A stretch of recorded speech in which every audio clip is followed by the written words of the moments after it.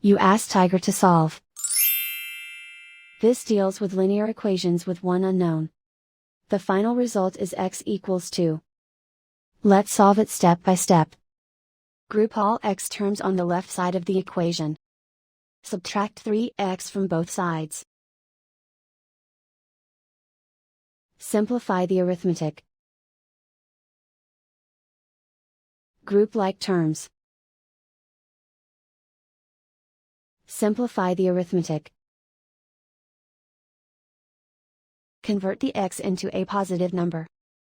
Multiply both sides by -1.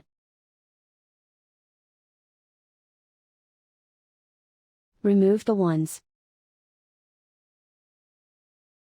Simplify the arithmetic. And so the final result is x equals 2.